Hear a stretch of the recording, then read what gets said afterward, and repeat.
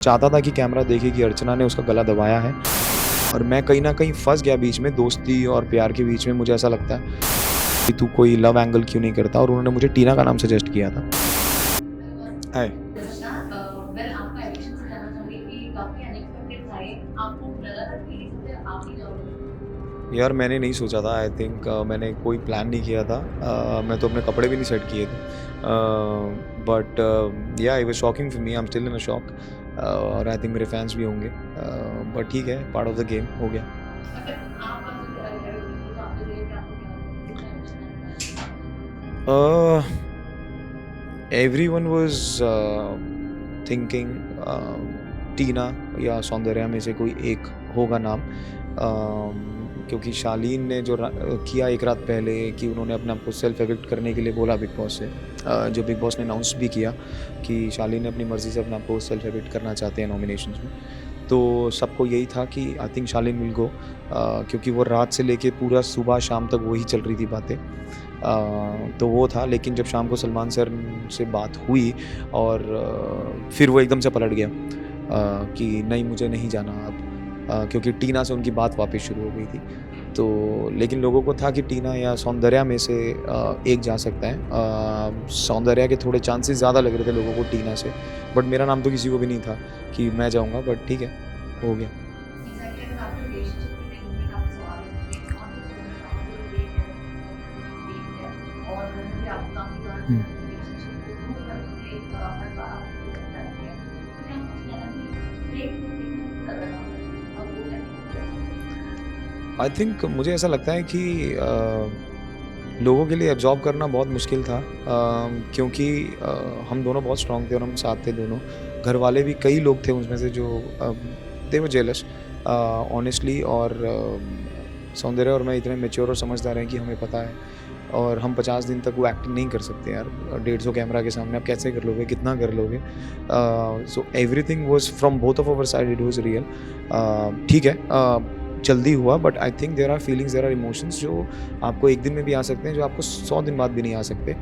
तो it was one of the thing and we are proud about it. And हम इतनी justification किसी को देने की ज़रूरत नहीं है, बिकॉज़ हम जो आपस में एक दूसरे को जानते हैं, आई थिंक उतना लोग नहीं जानते। तो उनको इतनी जस्टिफिकेशन, हमारे लिए हमारी फैमिली मैटर करती है दोनों के लिए, कि उनको समझाना हमारा काम है, बाकी लोगों इट डज़न्ट मैटर। कि शालीन, टीना और सुमन के रिलेशनशिप में आपको क्या कहना है? ये जो लव ट्रायंगल देख रहे हैं। There is no love, it's only triangle. जो सिर्फ़ घूमे ही जा रहा है, घूमे ही जा रहा है, घूमे ही जा रहा है। सुम्बुल को पता है कि वो गलत जा रही हैं, लेकिन फिर भी वो जा रही हैं, पता नहीं क्यों जा रही हैं। उनके फ़ादर ने भी आके इतना बोल दिया, हमने भी उसको इतना समझाया from first week everything, but उनको वो चीज़ समझ ही नहीं आ रही। और रही बात शालीन और टीना की, of course it's a PR strategy. वो घर वाले देखते हैं, वो बात करने से दिखता है, कि the way they talk, the way they say things. और शालीन बनौट से आप रियलिज़्म क्या एक्सपेक्ट करोगे? Because from day one everyone is telling you, Salman sir, जितने भी लोग आए, जितनों ने भी बातें करी, वो यही बोल रहे हैं कि just fake, just be real. और आपने कभी भी अगर उसे देखा होगा तो वो घर में नॉर्मल ऐसा होके चलता है, और जैसे ही वीकेंड का वार आता है तो वो यूँ होके हो जाता है। So that's the basic traits of a person जो जो जो रियल नहीं है। और तो इट्स ऑल फेक, या। वेल आपको ये भी लगता है कि कहीं न कहीं प्रियंका और अमित का जिस तरीके से गेम चल रहा है, सेम वो कहीं न कहीं रुबीना और अभिनव का भी हुआ था। एक सीज़न में दोनों एक साथ आए थे और उसके बाद जिस तरीके से रुबीना धीरे धीरे डोमिनेट कर रही है, कहीं न कहीं प्रियंका भी इसके सीधे शोले से फॉलो कर रही है। ऑनेस्टली मैंने रूबीना और अभिनव नहीं देखे थे, बिग बॉस वाला वो सीज़न नहीं देखा था, बट अगर आप ऐसा कह रही हैं, ऐसा हुआ है। प्रियंका और अंकित में क्या है कि they know each other last 2 साल से, they have done a show together. और मैंने जितनी भी उनसे बात की है, जितनी भी चीज़ें की है, अंकित का नेचर ही ऐसा है, he is a very introvert guy. और उसको लगता है कि पूरी दुनिया पागल है, बोले जा रही है, उसको बीच में पड़ने की ज़रूरत नहीं है, दैट्स हिज़ माइंडसेट। और प्रियंका को वो 2 साल में इतना समझ चुका है, उसको पता है ये बोलती रहेगी। और उसमें पेशेंस बहुत है अंकित में, कि वो सुन लेता है उसे और वो चीज़ें कर लेता है। ऑफ़ कोर्स प्रियंका देख के आई होंगी बिग बॉस, और उनको कहीं न कहीं लगा होगा, क्योंकि अंकित से मेरी जितनी बात हुई है तो वो बोलता है वो सेट पे भी ऐसी ही थी। और इनके सेट पे कुछ मेरे दोस्त थे प्रोडक्शन में, जिन्होंने मुझे बताया था कि ये इनका नेचर कैसा है प्रियंका का। तो मेरे हिसाब से वो लोगों को डोमिनेंट लग रहा है क्योंकि लोगों ने वो चीज़ शायद कहीं न कहीं एक्सपीरियंस नहीं करी, जो अब दिख रही है वो चीज़ सामने क्योंकि सेट पे आप एक्टर्स होते हो, you only come in front of camera while performing, but यहाँ पे आप 24 घंटे साथ में हो, तो इसलिए लोगों को चीज़ें, इसलिए उनको डाँट भी पड़ रही है, बहुत चीज़ें पड़ रही हैं, बट अंकित का नेचर ही ऐसा है यार। I think that's the way he is not interested, he is least interested in the game. वो बोलता है कि मुझे, मैं आया ही क्यों, मुझे करना ही नहीं, तो और प्रियंका को गेम जीतनी है। अब वो अंकित को इसलिए सिर्फ बचाना चाहती हैं क्योंकि उसके अलावा उनके पास किसी ग्रुप में घुसने की जगह नहीं है, तो इसलिए वो उनका एक सपोर्ट सिस्टम है।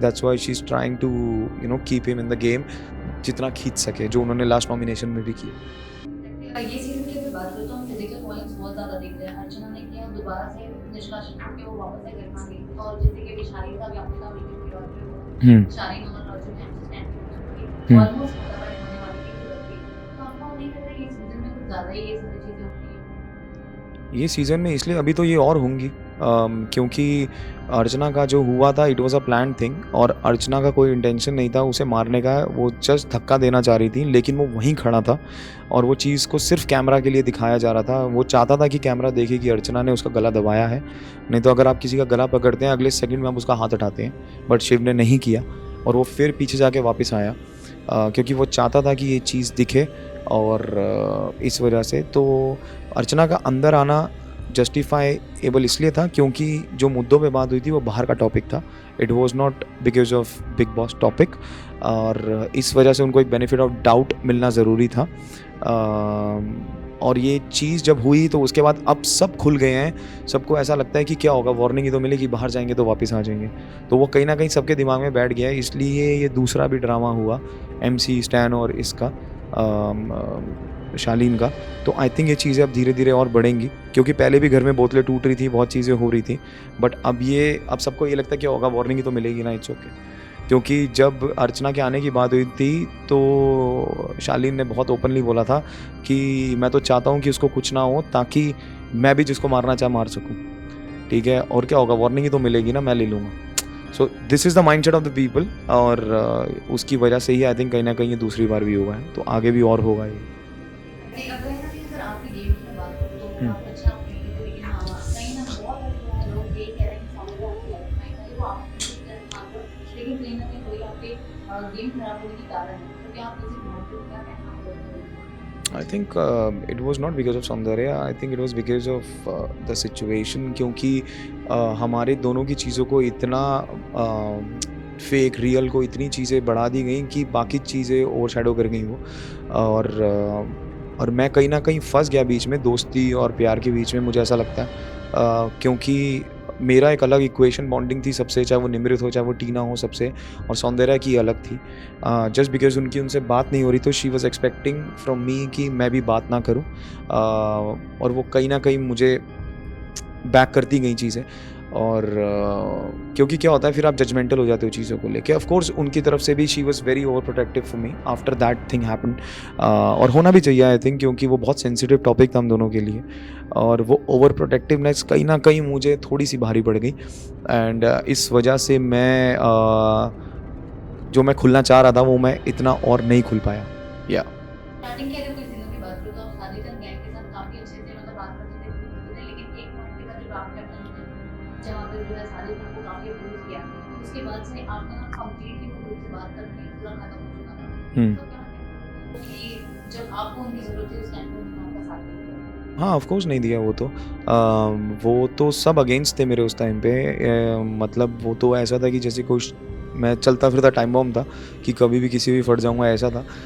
तो सबने जब ये फेक रियल वाला हुआ, उसके अगले दिन कैप्टनसी वाला टास्क हुआ, तो उसके बाद तो मतलब तब तक सबके ग्रुप बन चुके थे, तो एंड मैं गलत था, और मैं सबसे अलग था, मैं गलत था, मैं सेल्फिश था, मैं अपनी चीज़ें सोचता था, तो ठीक है, उनको वो उन्हीं लोगों के साथ थे जिनके साथ वो कंफर्टेबल थे, लेकिन धीरे धीरे हमारी बात वापस शुरू होनी हुई, चाहे वो साजिद हो, चाहे वो शिव हो, या वो स्टैन हो, अंदर कहीं ना कहीं ग्रजेस होते ही हैं सबके, बट दिखावे के लिए तो अच्छा बनना ही पड़ेगा, तो वो दिखावे के लिए अच्छे बने, और अभी हमारी पिछले कुछ दिनों में अच्छी बातचीत हो रही थी सबकी, बट हाँ वो 1-2 वीक ऐसे थे जहाँ पे it was all anti, like they were all anti मी।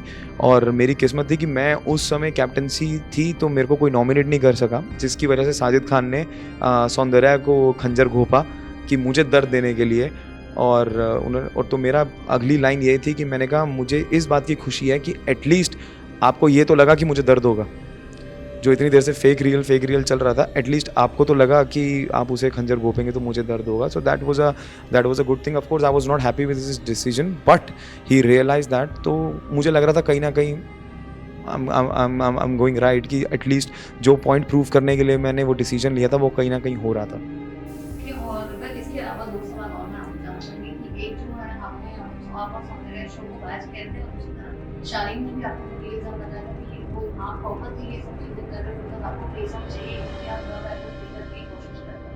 तो इन दोनों पे आपका क्या रिएक्शन? या show was going biased honestly. बहुत चीज़ें थी, बहुत छोटी छोटी बड़ी बड़ी चीज़ें थी जिस पे हमें बायस चीज़ें हमें देखी गई, और सौंदर्या ने तो बहुत बार बोला भी है ये बात।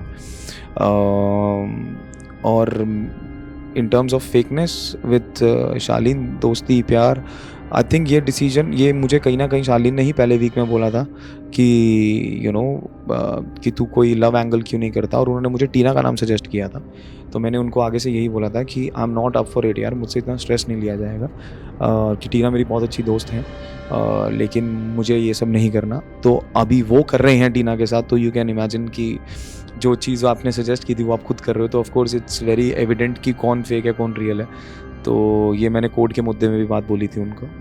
या मतलब अगर दोबारा जाने का मौका मिलेगा तो क्या आप घर में जाना चाहोगे? ऑफ कोर्स जाना चाहूँगा, व्हाई नॉट। और इस बार एक अलग रूप में जाऊँगा, क्योंकि बहुत हाँ जी जी हाँ हो गई अभी, क्योंकि अभी जो ये नॉमिनेशन हुआ और जो चीज़ें हुई तो उससे बहुत चीज़ें और क्लियर हुई।